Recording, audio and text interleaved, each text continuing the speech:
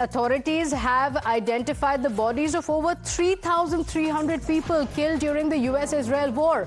Now remember, even for the negotiations, the Irani delegation wore all black, and they also brought school bags indicating the lives of school children that have been lost in this conflict.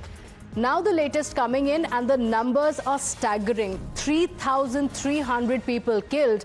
This statement from Iran highlights the scale of human loss, even as questions remain over the full extent of the casualties in the conflict.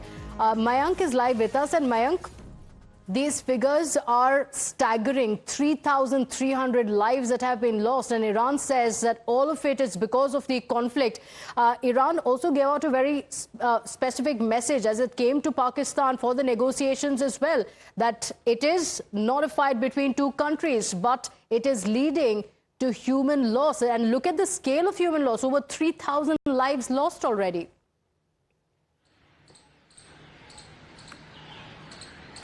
Yes, and I'm reminded of the statements which were saying that all the air defenses, all the air force, all the navy of Iran has been battered and is lost. They have been suppressed.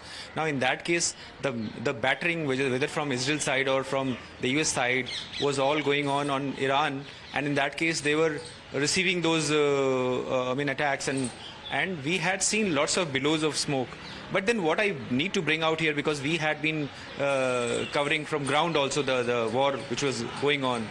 And in that case, in Israel case also, we had seen that missiles and these explosives, they don't select for the people whether they are falling on school. Because we had seen right in the beginning more than 150 girls, they had lost life because of one of the stray missile or a bomb which had fallen there. So it is a sad case. And in case of Israel also, we had seen that one kindergarten school in Rishon LeJean, it had also received battering. But then only lucky thing was that Israel school was closed, and that kindergarten school was closed because of war. And people in Iran were not lucky.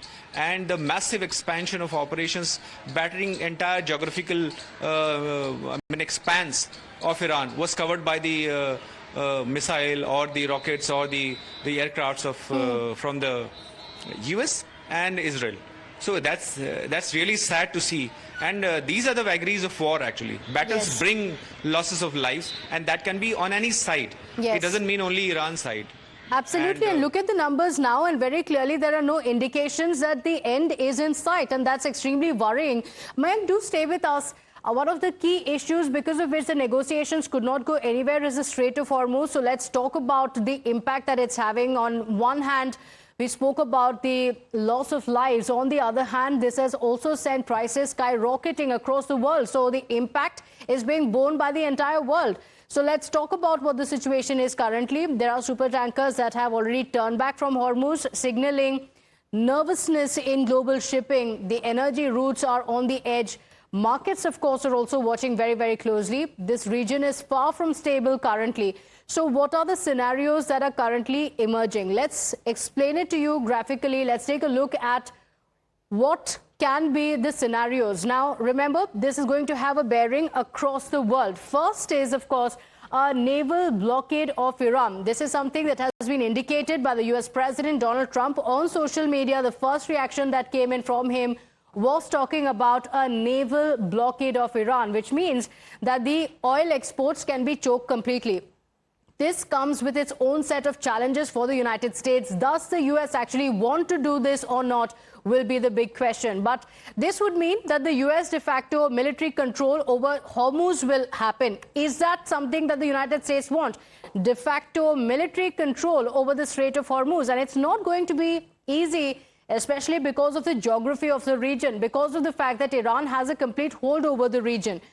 But this would mean the US tightens sanctions to break Iran further. That could be one scenario that could take place. And of course, a response is also likely from Iran. Iran could also tighten control over Strait of Hormuz. And if they tighten control over the Strait of Hormuz, what happens next will be interesting to see.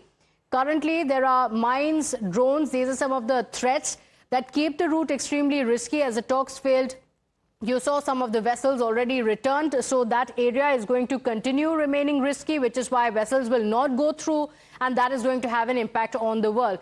Iran, if it actually escalates the Gulf strikes, then the energy sites also continue to be under threat, which means that there will be further escalation. But amid all of these scenarios, this is also a scenario that is likely that while the two countries say very clearly that talks have failed, the back channel talks will actually continue quietly. So those efforts will continue.